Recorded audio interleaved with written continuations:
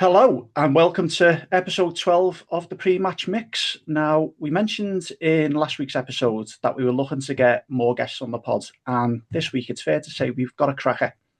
So we've got someone with us today who you could say is Merseyside royalty. That was starting back in 1998 with over 300 appearances between the sticks for Tranmere Rovers with over a decade of service. And following his playing career, he moved into the world of coaching with a short trip across the Mersey to Liverpool in 2009, where after spells coaching Liverpool at reserves and youth levels, made the move to first team coach way back in 2011. There he'd spent 13 years working alongside managers like Rafa Benitez, Kenny Dalglish, Brendan Rodgers and Jurgen Klopp, coaching some of the best goalkeepers in the land and winning every trophy available along the way. After 15 years at the club, he made the move to Al Ettifaq alongside Steven Gerrard, where he still plies his trade.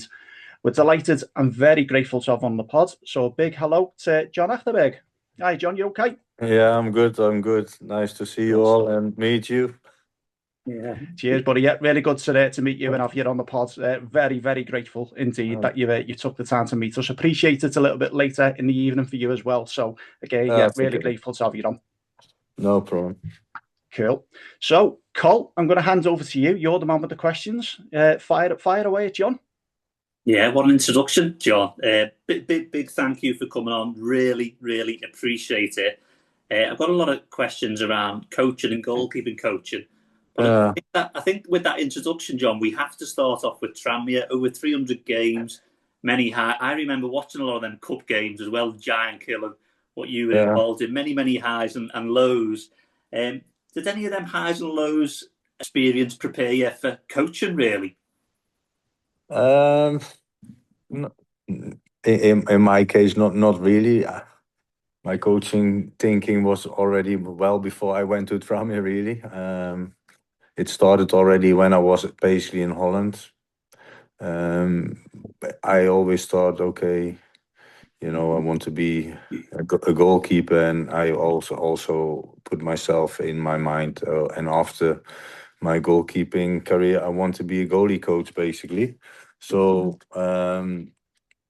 then I started already in my batches, I think, when I was 24 in Holland. And when I was playing at Eindhoven, I was doing the academy in Eindhoven, the under 21s till the under 12s. And then I did a local amateur team. In my first year, I did all the academy up until under 18. And the year after, I did all the first team and the reserves as well. So, and then obviously, after the 2 years I was in Eindhoven, I went to Tranmere, basically. So, and then obviously start playing in Tranmere, but still doing some kind of coaching. They had Lorraine Rodgers as the chairman then. They were not overly keen that I was doing both at the same time. So my first maybe 2 years, I did a little bit making like a goalkeeping day for all goalkeepers. So we had about 90 goalies on that, I think. And I had like the Astor sponsoring for food for the kids and stuff. And then I had to stop for a few years. But when I was probably about 32, I guess I started everything, and then I make my own goalkeeping schools. I had one in Liverpool. I had one in North Wales and one in Tranmere, and then I was doing the Tranmere Academy goalkeepers basically till on the 18th, and I did my own scouting goalkeepers there because they had no budget. So.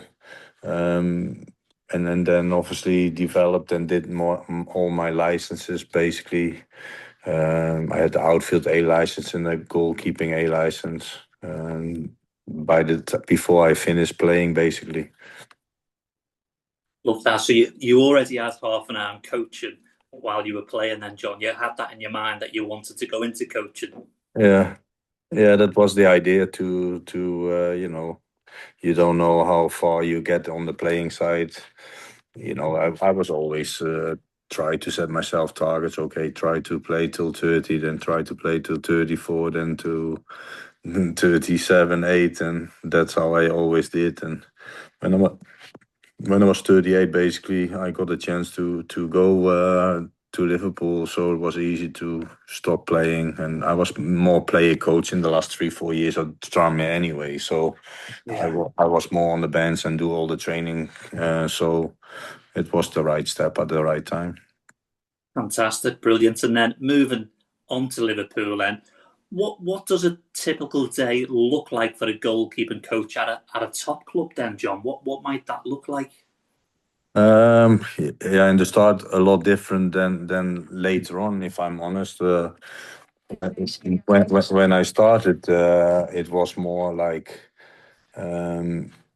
I was doing the academy basically and the reserve team on my first year. So that was pretty much 6-7 days a week really. And then when the year after I went to the first team, so I did everything actually the first, maybe then for 3-4 years. So I was doing in the morning the first team goalies.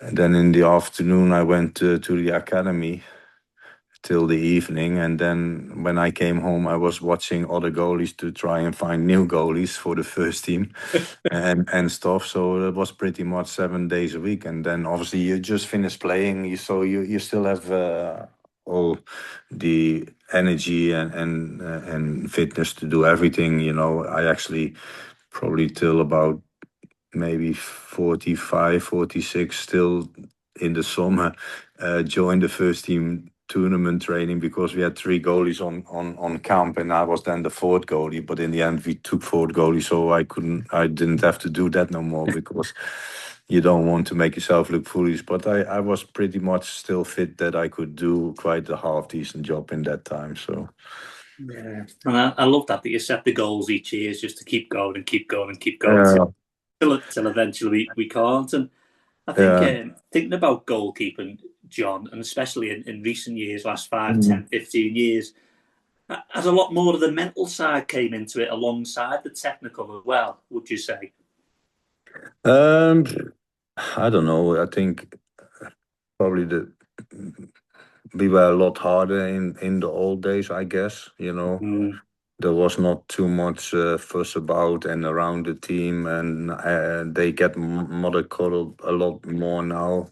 Definitely in youth football and academies, especially in professional academies, everything gets done for them.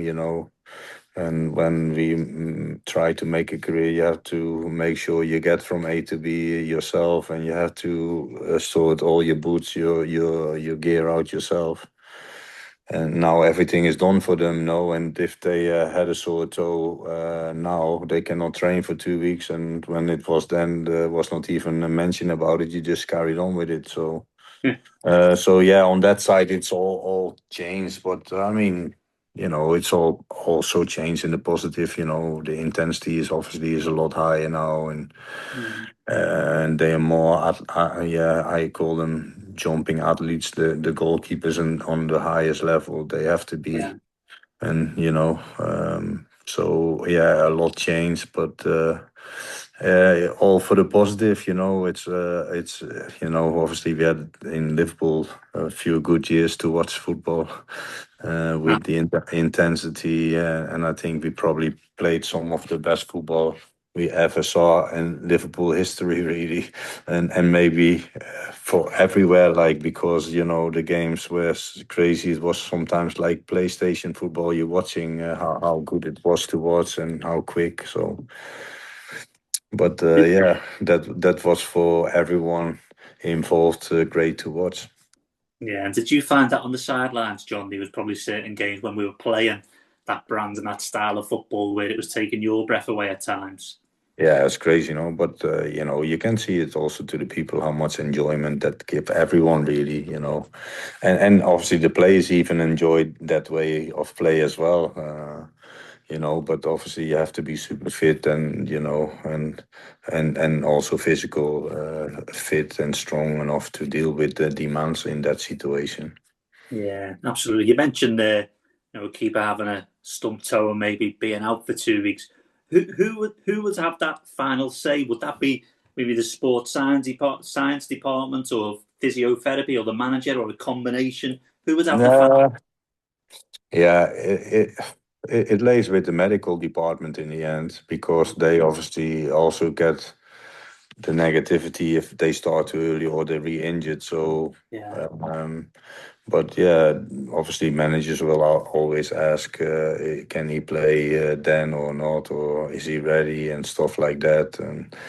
And that's always the case. But also sometimes players, they are sometimes stronger than the medical department. So Suarez, he told them basically to go, and Yeah.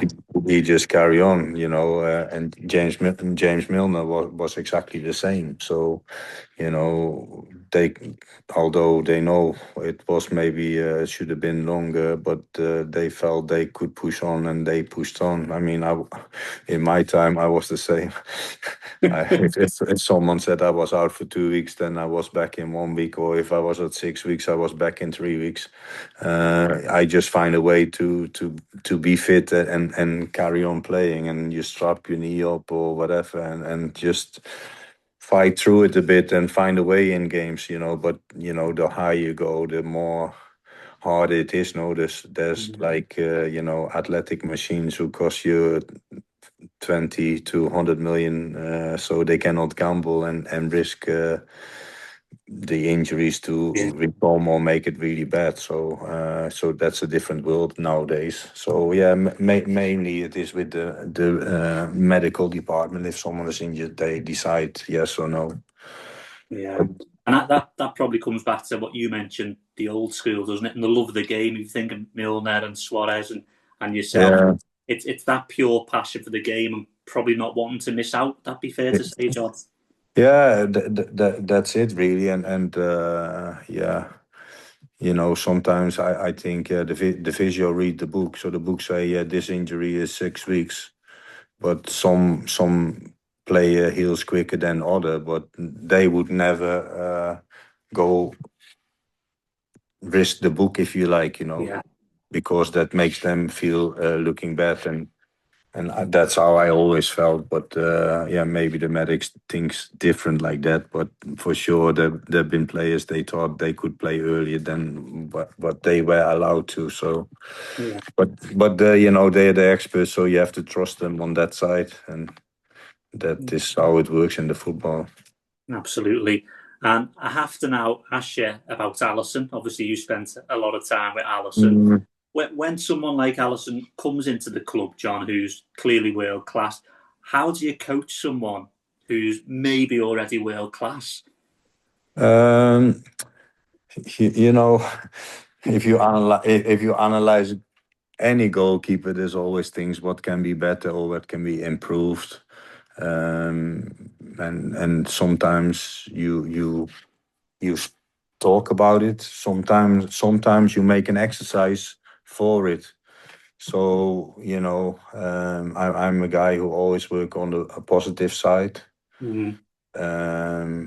One big thing when we signed Ali was basically, and it was probably in the first, maybe already on the first day I met him, I said, yeah, I watched a lot of games of you, and obviously from 2013 I've been watching you. I said, but one thing for sure we have to improve is your left foot kicking. And then he said, yeah, but I work with in Brazil with coach Shani, who was the old goalkeeper who scored so many goals in Brazil. And he said, I always have an outlet with my right foot. I said, yeah, that can be the way in Brazil, because the Brazil game is 5 miles an hour. And in England, it's 500 miles an hour. And the players, they run at you like crazy. And if they close you down, they run on your right foot. So you can maybe kick on your left foot, because you cannot have an extra touch. If the ball is on your left foot and they run on your right foot, you cannot take a touch on your right foot, because they take the ball off you. So obviously he realized that pretty quick, and we worked on that, and yeah, he definitely improved with that, and he find a good way with that. So, but there's always some things you talk about, and sometimes also said, I think this, and this, and then I said also ask your brother, he's a goalie as well, and see what he thinks, to give him more confidence, and that works like that. So Ali was already good, of course, when he came, very good, and he said I definitely helped him to improve when he came to England in different things, and that's cool that he said it, but I do that with everyone I work with. I always want to do the best for them. I always want to help them individual, and tell them what I think, and obviously they can use it. But I also, when I say something, I tell them why, and what can be the positives from it, and then hopefully the goalie takes it on board, and it has to work for the goalie as well. So but I work with a lot of younger goalies as well, and try to improve him with different aspects. And it's not just only on the field; it's also off the field, and it's also in the gym. So it's you want to give them lessons outside football, what they have to think. They have to be fully professional and think about everything, because you have this chance to make it, and then you have to take it, and try to do the best, and hopefully the lessons then help them in the future. Absolutely. Brilliant that, John. Thank you. And I know I've watched one or two interviews, and I know you love scouting and watching football constantly. So here's the question when it's asked there is, you mentioned Alisson coming, you'd watched him since 2013. So did you have an input into the goalkeeper signings then, John? And was there any that you maybe put forward that the club didn't act on? Yeah, when obviously Kamoli was when I started with the first team, and he gave me videotapes to look at this goalie, and then I realized, okay, he wants me to know goalies, so I will know every goalie what is around. So then I make the structure like, okay, I need to know every goalkeeper around. I need to find the best goalie we can for Liverpool. Yeah. And obviously start looking games left, right, and center. And in the end, I give them names, and then obviously they say, yeah, it's possible or it's not possible. Obviously, when the first goalie I said to Kamoli was Neuer when he was at Schalke, and he said, oh, he will go to Bayern München. So, and the second one I gave was Handanovic when he was at Udinese, but then he went to Inter Milan. Wasn't it? Yeah, so but obviously, I cannot see the budget from the club and what they're willing to do. So I always made a list with number one goalies, number two, or number three.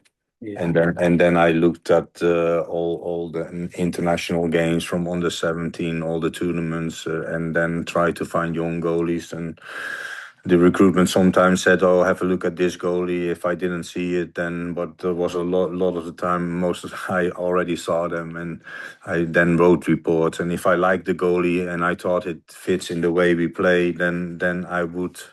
Then I would keep following it. If I thought, okay, he doesn't fit the way we play, then I would not watch it again. Obviously in my philosophy, the goalie had to be between 188 and 194, because we need an athletic goalkeeper who is mobile and who can play with your both feet, and can play high lines. So and that was my philosophy, and I know it worked that way for Liverpool, so I stick with that really. And if someone said, okay, but this goalie is a bit taller, then I say, okay, I'll look at it. And then 90% of the time they are not mobile enough. So that was always my thinking. But obviously sometimes you have to look in the budget what the club tells you. Obviously the year we signed Simon, I had a choice between Tim Krul, Simon, and Bergovic, and I thought, okay, Simon is the best out of the three, and I still believe that he was and is in the way we wanted to play, and he did all right, of course, and I think sometimes the people were also negative to that.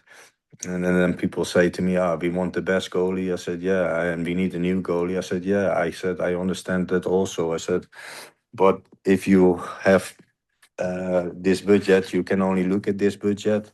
Yeah. And the other thing is, I always said, like, yeah, if I ask you now, give me 5 top clubs in the world, you can in 5 seconds you can give me 10.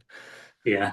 But you cannot do that with goalkeepers, because you cannot give me even 5 in top goalies. So that's how basically how hard it is. And if you see all the big clubs, they all want the best goalie, and it's not easy. The last few years, if you look at Man United and Chelsea, how many times they chopped and changed, to try and find someone who can do the job, then you know how hard it is,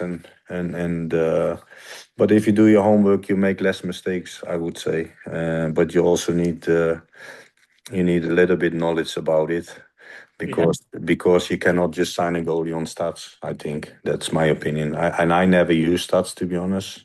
I always just looked and I thought, okay, this one can fit us. He move well. This one can fit us, and for sure, when I give goalies to our club, that the club will look at stats, and in the end, it's the manager, the recruitment guys, and the owners who pay the money.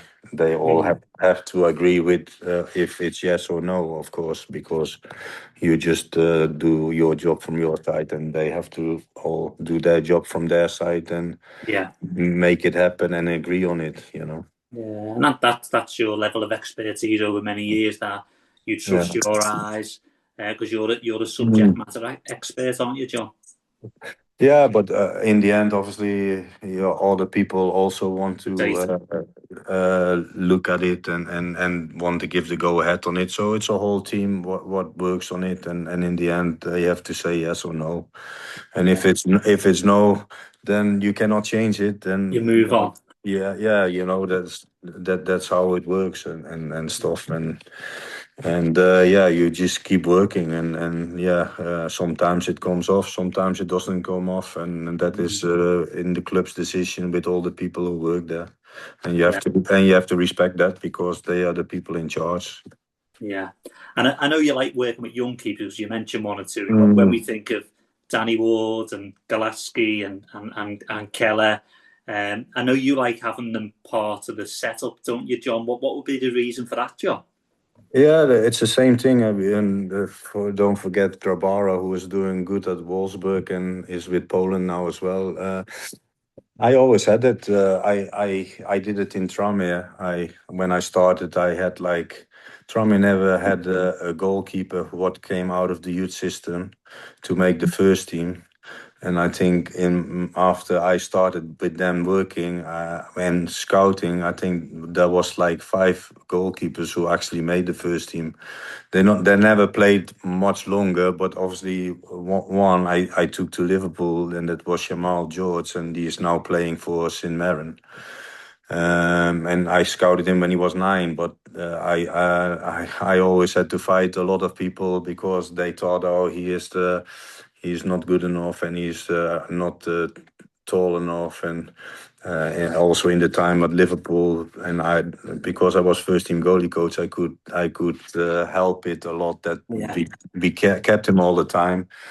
And for me, it was not like he needs to play in Liverpool. Our aim was, with the goalie coach in the academy, of course, as well, that we created goalkeepers who can make it to the first team or as number 2. But in the end, obviously, Danny Ward made the first team, and obviously Keller, you all know about it. And Grabara did it a different way. He always said to me he don't want to be number 2. So we made him a career 2 different steps, and that's what we try to do with other goalies as well.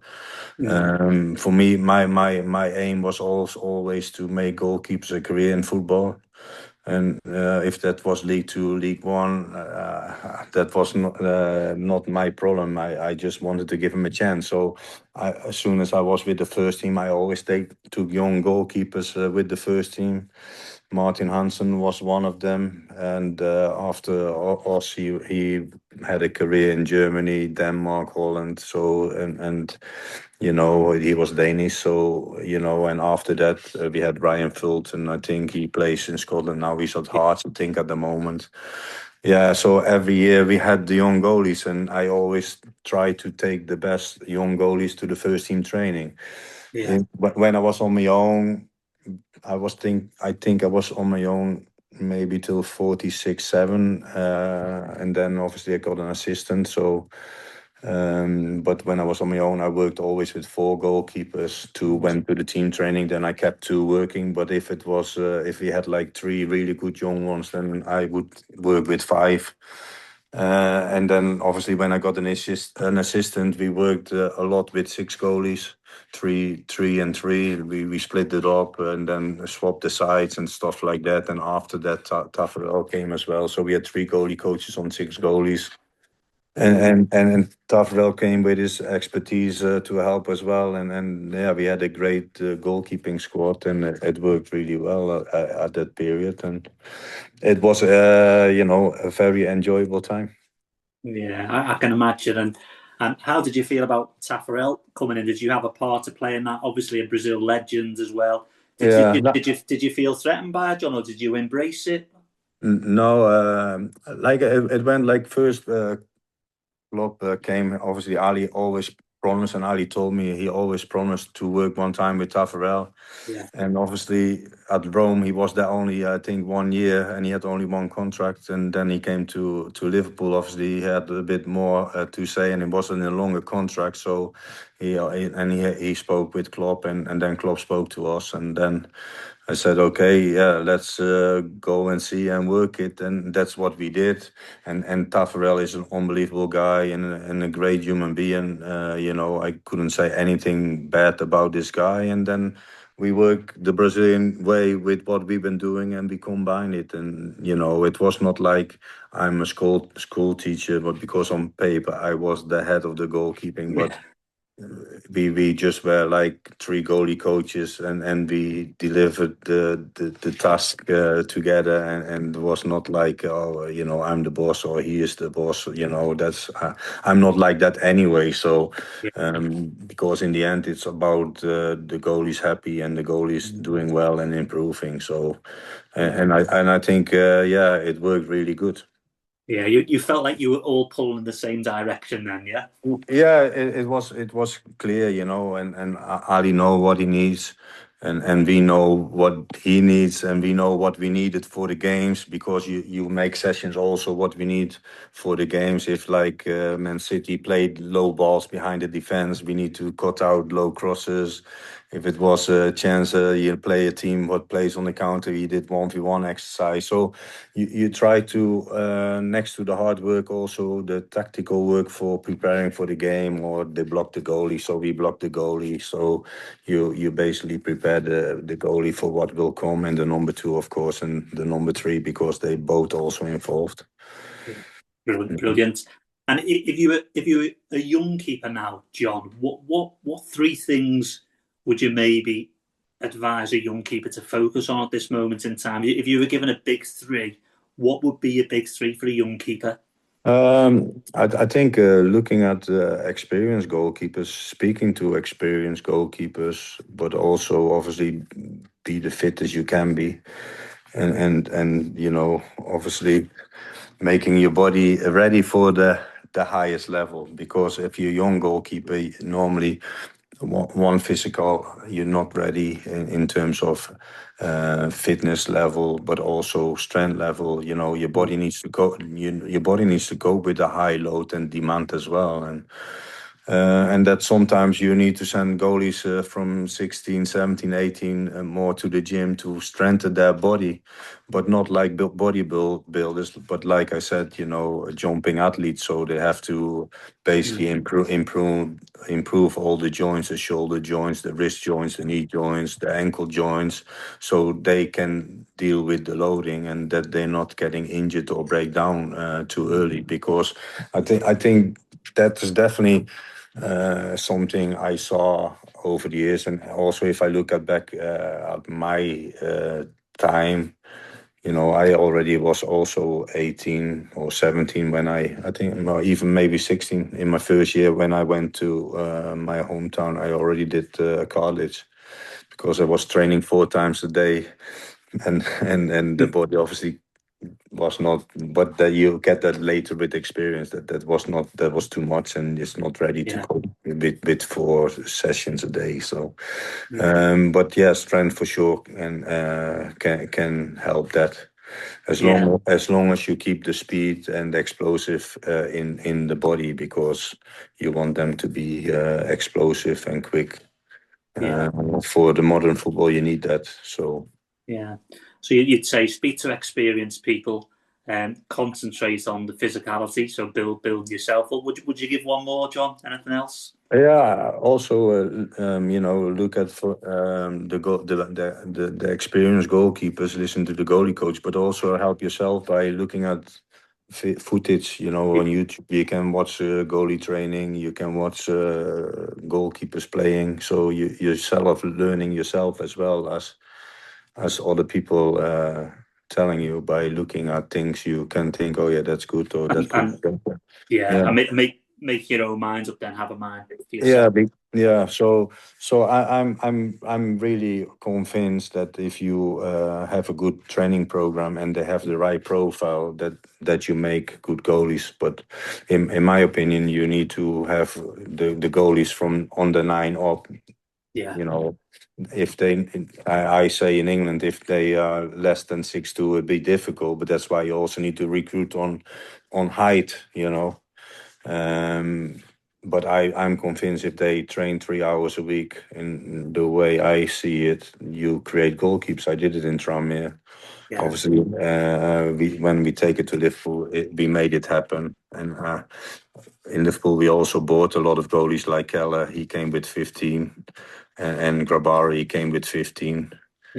And then then inside 2-3 years you can create them with a good training program to a really good level as well. So I call it like brain training, because it's the same as in school. The quicker you start learning a language, the quicker you pick it up, and you're teaching the kids basically, or the goalies, to be in the right positioning. When the ball is there, you have to be there, and the ball is there, you have to be there. If the ball does this, you have to do this, and by repeating it, it's teaching the kids to recognize situation and learning situation. So that's why I also was always big on training in the goal and not outside the goal. You see people with tennis balls and beach balls and everything, but obviously on a Saturday you don't catch tennis balls or beach balls, and that is more, for me it's more like a circus act.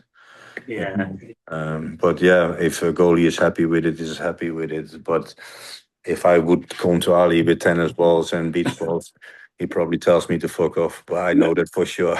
We talked about it a lot. So he is also in the same way of thinking, and Taffarel is actually the same. He's more happy between the sticks, in front of the net, than with balls rather than tennis balls.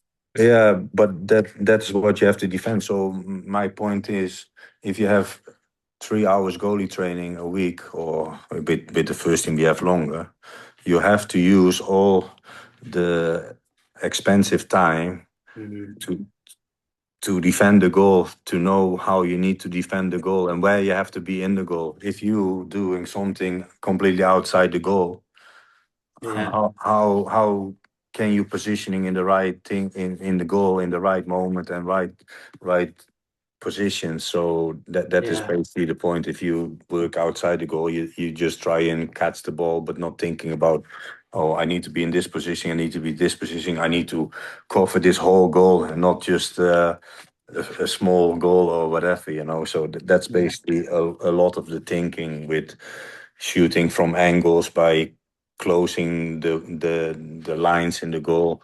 You know, so if the ball is on the byline, your goal is not the front, but it's the side. You know, so you need to cut the ball on the side. So if the ball is on the angle, then your goal is try to stop the ball going in the angle. So your body and your feet have to face the ball more, so you can attack it that way. You know, so I'm really a lot on that and not have the goalie too deep in the goal, because then he opens the goal up. So it's really closing the angles as much as you can.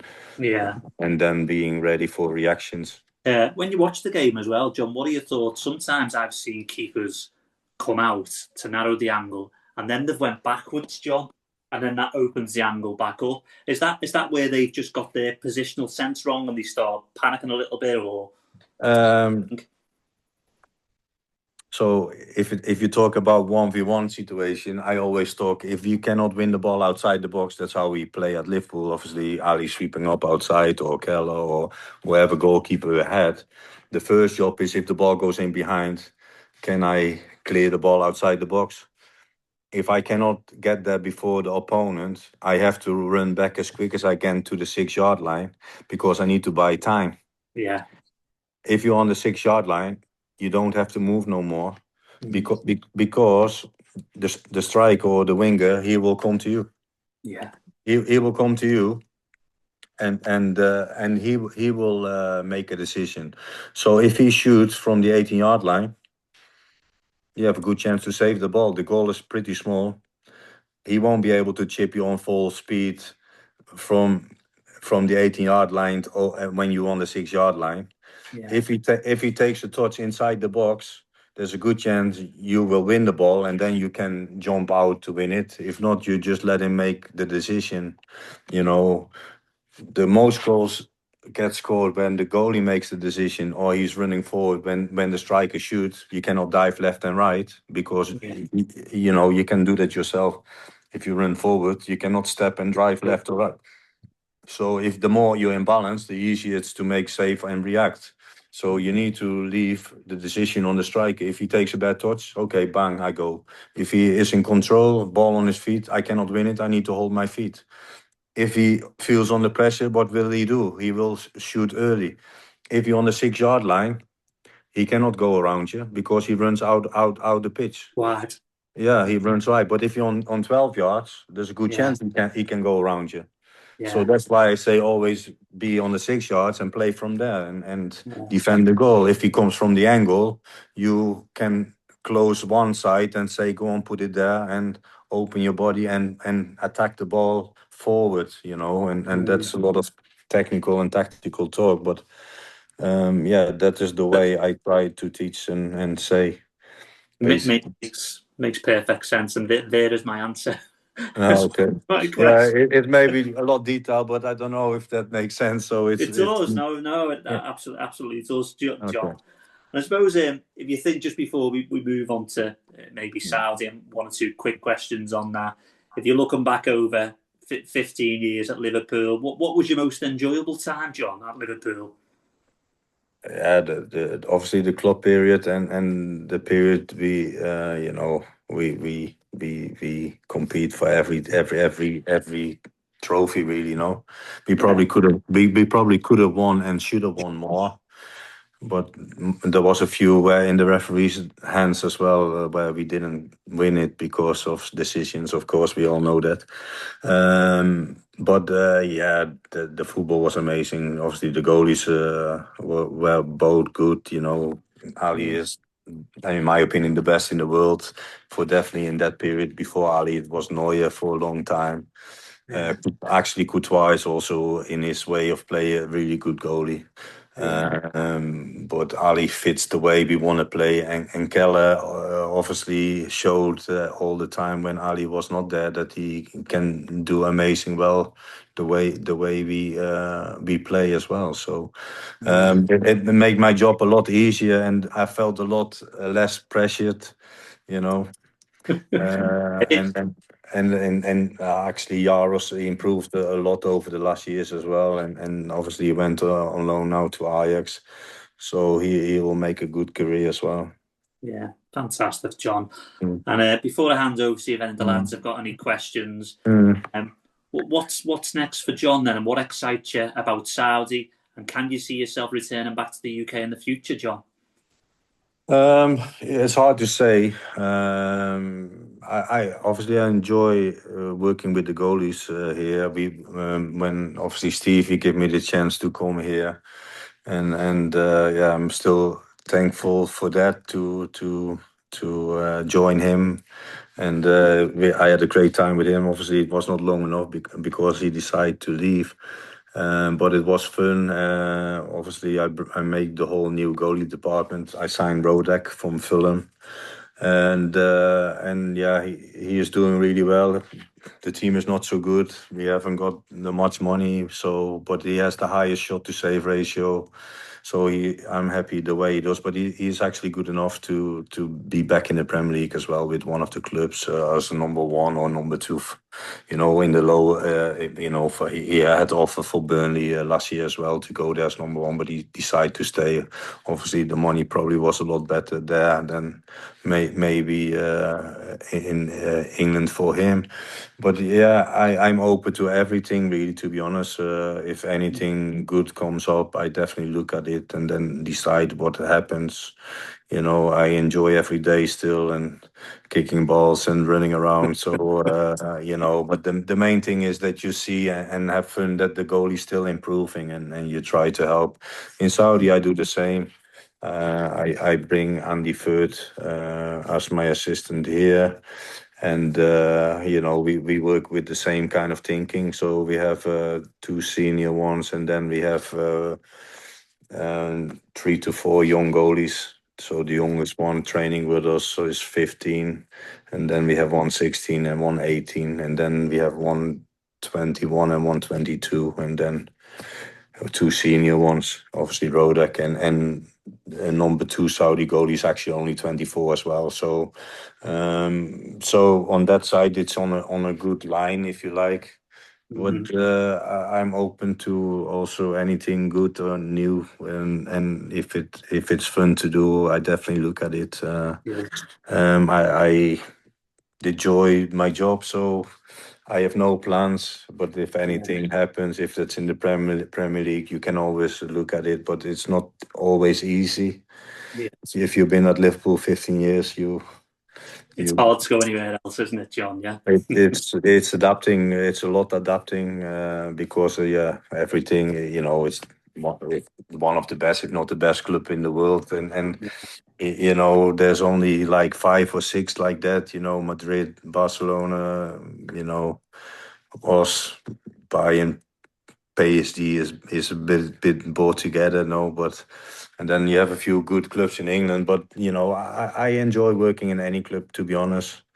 If I didn't go to Liverpool, I might have started at Tranmere full-time goalie coach, and whatever happened, it's hard to read. But one thing I can say is that my philosophy was already in Tranmere the same as when I went to Liverpool. I want to create all-round goalkeepers who can play left foot, right foot, who can defend the whole goal and can play high lines and on the front foot. And I was a goalie myself like that. And if you are creating goalies like that, then they can play in any team. They can play in a team what plays with 11 around the box, but they can also play in a team who plays on the halfway line, and that is my thinking really.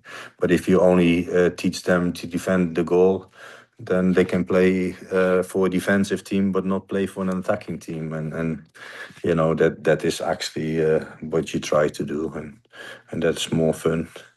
Well, I think you've done a blooming good job, to be honest. Anyway, especially Liverpool and all the trophies. But from me, as a fan, a massive thank you. But doing the podcast as well, I'll see if the lads have got any questions. But yeah, just unbelievably appreciative that you jumped on and jumped on a fairly short notice. And yeah, just a massive thank you. And we'll keep an eye on what happens overseas as well, John. But big thank you. And no problem. Lads, have you got any questions for John, really? I'll jump in first, Colin, if that's okay. I think the first one, I was telling my brother that we had you on the pod this week, John. First thing he said to me was, ask him if he can come back to Liverpool because the goalies have been shite since you left. So he wants you back at Liverpool because, trying to make a difference to the current goalies. But similarly to what Cole said, with some of the memories, and I was looking back at some of the photos, like there's the European Cup one where you with Ali and Simon and Keller with the European Cup. But I think obviously we all know one of the overriding ones is Ali's goal at West Brom. And watching some of the videos back, you just see you wheeling off with your clipboard in an absolute, in aesthetics and statics about it. And I think the famous story was, you were telling them to get up. Is that actually true? Yeah, it's actually true. Yeah, but it was obviously we were struggling the whole year, and obviously I think we go like 5 points behind if we not win the game, and that would kill the team mentally also. Then knowing that you have to go to Burnley, where we never did perfect in the history. And so it was obviously 1-1. We had a lot of chances, and then obviously Mike Dean put up 4 minutes, and it was 3 minutes 50, and we get a corner, and I thought if we need to win this game. If we don't win this game, that was the feeling like, it could be done now, because less than 5 points with 3 games left, it's hard to get back. So. And then obviously that happened, and I shouted, Ali, get in the effing box. And then obviously the rest is history. But obviously all the credit goes to him, because he had the ball like he did, and he deserved all the credit for sure. And that's just a moment. But as a goalie coach, you try to create a goalkeeping team who work good together and work hard together and push them. And I definitely think we push the goalkeepers always.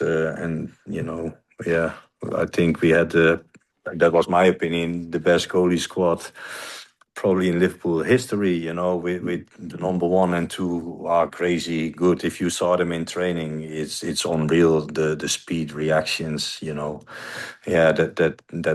was just nice to watch. And with the club area was obviously nice. But when you goalie coach, you feel also pressure, every game is pressure if you play, and that's why the celebrations come a little bit. But I also had too much passion. I think I was also fighting sometimes with the referee but if you look back, sometimes also it helped us, like Arteta always was crazy on the sideline to the referee and stuff, and then one moment he did something again, and then we all smashed him basically verbally, and the whole crowd exploded. And I think in 15 minutes it was 4-0 or something like that. We smashed them. This kind of things happened also, and we had really, a club was also like passionate, and Pete was passionate, and Pep, and we were really passionate now, but we also fighting for the win. You remember Newcastle, they played like Atletico, tried to fake injuries and kill the game from the first 5 minutes, Pope laying down on the floor, taking 5 minutes throw-ins, and then we scored in the last second. Carvalho, the winning goal, and we had already a fight with them, and it exploded. Obviously, I got a red card after the game for it, but I don't care if that makes you win and have enjoyable moments. It's great to think back, but I'm probably a little bit calmer now. Also because it's different here. There's so, but it also depends if I have a caffeine shot, because I'm more fired up if I had a caffeine shot. Yeah, They absolutely. they told me to stop taking them because I couldn't stay calm sometimes. I was at that Newcastle game, John, and I remember it. And yeah, the Yeah, whole place erupted when Carvalho got that. And as you say, it was like 95 yeah, minutes, yeah. you know, the latest one. Yeah, it Mm. was fantastic. So great stuff. Thanks, John. No Kurt, problem. anything you wanna fire towards John? Yeah, I had one. You were talking about all the players you looked at, and the club would give you tape, and you've been around for ages, looking at tons of players. Who was the best or most complete goalie you've ever looked at, even if you never coached them directly? I named them already, you know, with Neuer and Ali. Yeah.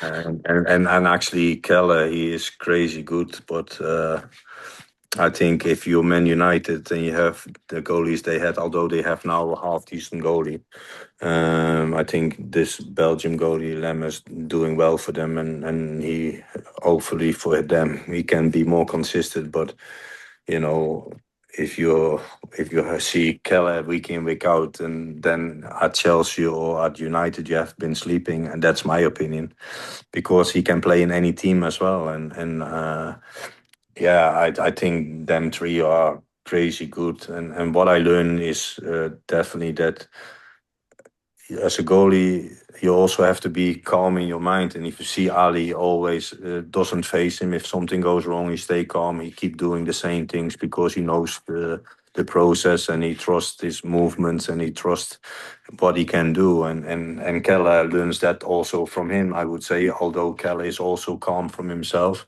So that's what I definitely learned from that. And yeah, and I thought in the times I watched goalies, but you know, if you look at Han Donovic, he was also really a long time steady on the highest level. So they are the goalies. One time we were looking at Neto, but that was more to compete.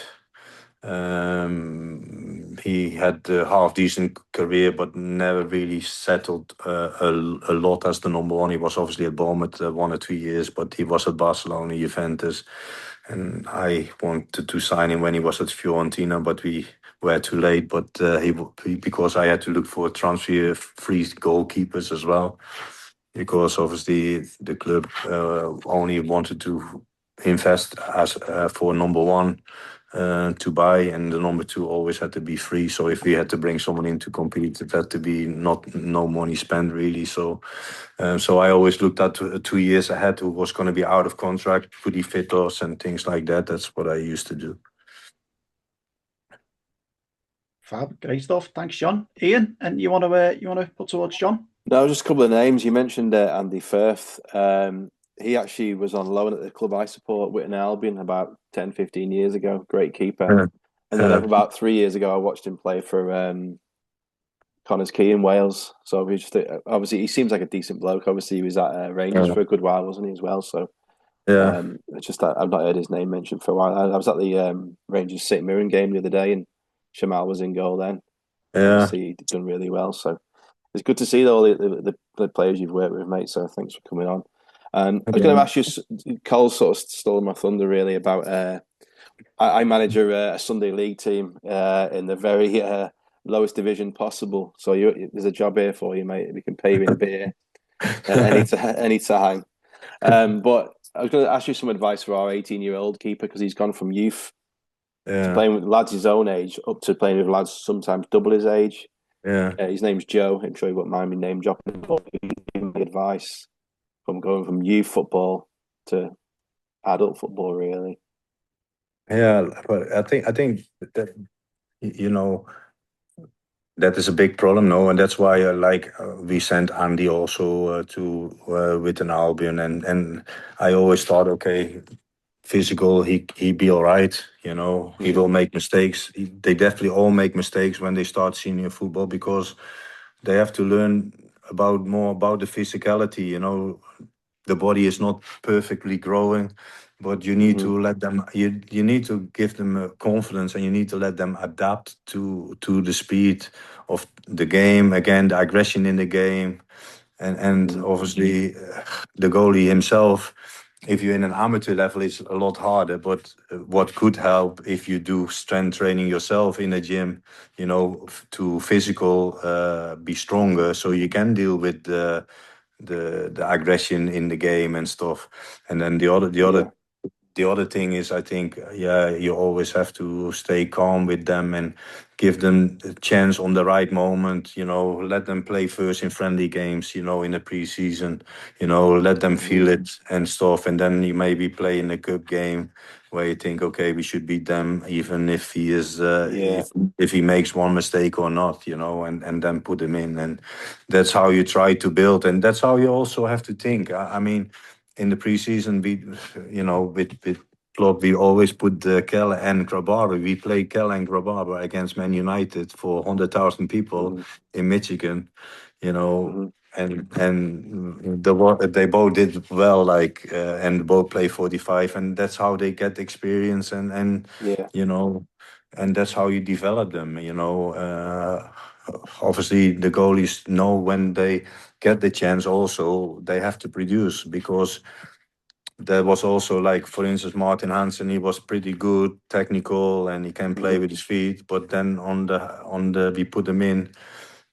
I remember that, but Kenny was the manager, and I think it was Bangkok, and it was maybe 1-1, and he conceded like 2 goals in 5 minutes, and he played only 15.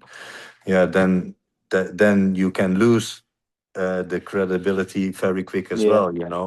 But it's all about also finding the right time, but also trusting him and give him confidence, and know that if he plays, he will make a mistake, because one, there's no goalie without mistakes. Obviously, the less you will make, the better you will be. I tell them also in training these kind of things. But you need to give him the chance, and let them feel like, okay, it's also how he can deal with it mentally. If he thinks it's the end of the world, he will make the second one, and that become then a problem. Because if he makes one mistake and the rest of the game he keeps playing well and keeps doing the things, that's what you want. But if this goalie cannot cope with that, then it's probably the moment to take him out, and then you have to try it one time more. But if he keeps losing his head by making one mistake, then obviously he cannot cope, and then it'd be harder for him to make a good next level career, I would say. Yeah, no, he's a good young keeper. We were winning a game the other day, 9-1, and the opposition got a penalty, and they scored the penalty, and one of their players was giving my keeper shit, basically, and he basically told him to fuck off. We were winning 9-2, so I love that about him. He showed a bit of aggression. Oh, that's good, no? Yeah. It was about 2 minutes to go, and the guy was in his face telling him, "I was like, fucking 9-2, you dickhead, fuck off." So it was. I like that about him. So he's got something about him, mate. So, but no, cheers for the advice. Okay, I'll share this with the lads. So thank you. No problem. Well, John, that brings our guest appearance to an end. But what an absolute unbelievable guest you've been, John. Honestly, that's been brilliant, Dan. I think when I messaged you, I asked you, could you come on 15, 20 minutes? You've done an hour with us. So honestly, we're made up with that tonight, John. Blown away by it. And I say just a massive, massive thank you. Really appreciate it. No problem. Keep supporting the Reds, and hopefully we can improve. Absolutely, John. All the very best. Thank you. Thanks, John. Cheers, John. Take care. Bye now. Bye. Well, boys, how good was that? Yeah, what a bloke. Yeah, brilliant, that, wasn't it? Really good of him to come on. Really good really to give nice a bit of insight. Kurt, there was a week grace for the FA Cup, so we kind of we skipped that week just because it's so difficult. And I think by looking at some of the results, Crystal Palace especially, it's really, really difficult to get the bet right on those ones. So what have you got for us this week, buddy? Yeah, I've got 3, and you're right about the cup. I can't bet any cup games until I have to see the lineup, and even then, you can tell from the get-go that some of these teams don't really care too much. But yeah, we've got 3 or 4 this week. I'll just run right through them. Arsenal and Forest, both teams to score no. Every time these two teams play, I bet this one. Arsenal have a difficult time scoring on this team. The Forest not super talented going forward, but they've got big bodies. And Dyche has had them sitting back and doing his regular Dyche things and hitting on the break and stuff. Teams that play that way when they go against Arsenal really struggle because Arsenal just sit four back and the two midfielders don't come forward unless they have to and stuff like that. So both teams will score no. Um, I like Manchester City on the money line. Uh, a lot of change over at United. I still think City are the much better team. And even though everybody wanted them to go back to a back four and change off the manager and stuff, they've actually improved quite a bit this year. And then all of a sudden they've completely changed and they conceded two funky ones to Burnley. And I think City can grab a couple goals here. They are a little bit more fluid going forward, and you get Bruno in his more natural spot, which is good going forward. But defensively, less players back there. Fullbacks I don't particularly love in a four, which is the problem with changing managers all the time.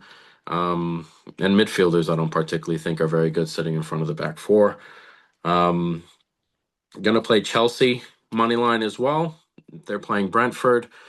This is the type of team Chelsea like to play because we've spoke about it before. They're much better when they're not holding on to the ball and they're not doing Maresca's system. And I know Maresca's gone now, but Brentford love to come out, love to be open, love to be space at the back. And Chelsea are much, much better playing teams like that. Even when they were playing Fulham with 10 men, they created a heck of a lot more than Fulham did during that game. They were making chances with 10. It's because they're so good at sitting back and springing attacks with Estevao and Pedro, and they're a little bit more fluid up front in space. So like Chelsea there. And the last one is a small accumulator. These are the two teams I want to go against, but also they just keep killing me. So it's a very small one. Everton plus 1.5. They're playing Villa. And again, with Villa, they've come down a little bit the last couple of weeks, but still performing way above their metrics. And Palace plus half a goal or double chance. They're playing Sunderland, and Sunderland have fallen off, and we've been waiting for that all year. And the problem with this one is that Palace it's pretty rotten at Palace right now, and the manager and the situation with the players and all that, they've been playing really poorly. And so it's tough to kind of put a significant amount on, but a small one there.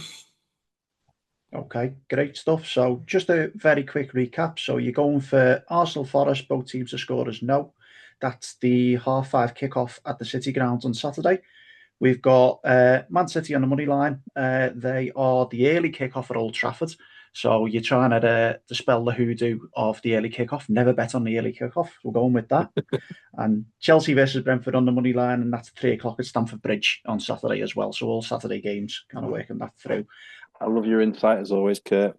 Yeah, it's the same as Ian. Love the insight always. And I think we've hit the bar on a few in recent weeks. We've had 1 or 2 winners, which is more than what we had over the whole of last season. Just get one winner last season. We've had 1 or 2 already with Kurt, and then we've hit the bar on 1 or 2 as well. So brilliant. And yeah, I'll certainly be throwing £5 or £10 on it myself.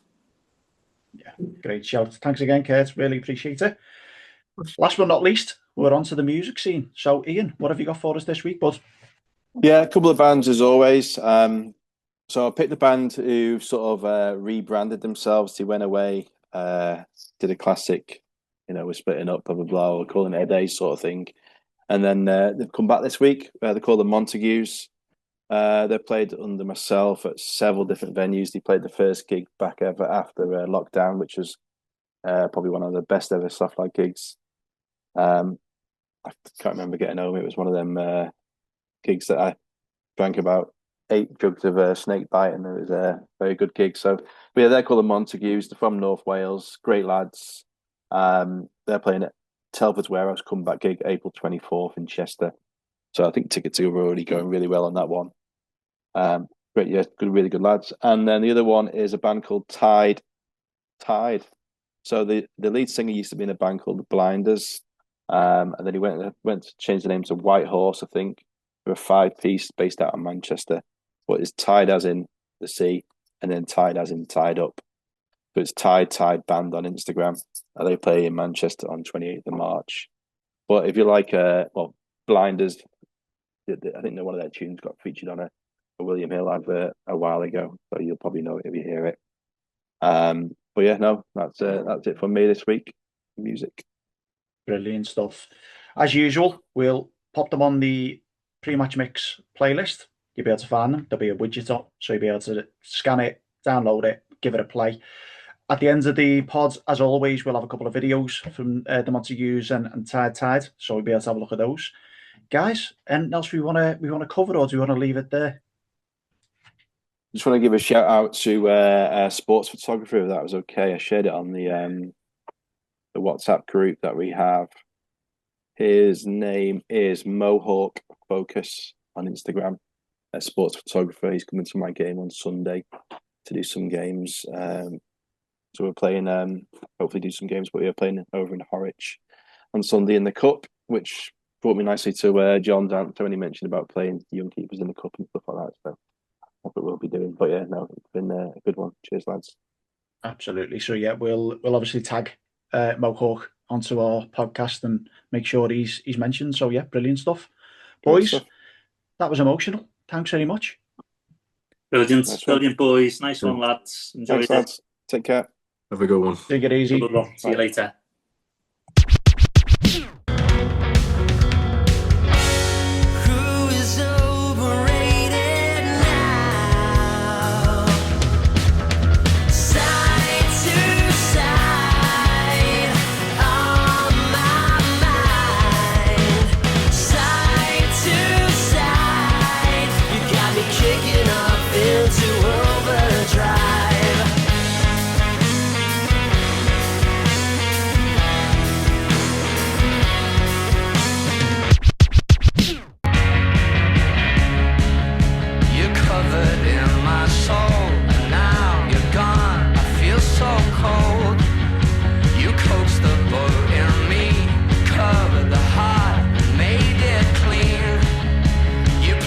Cowboy's hand, smooth the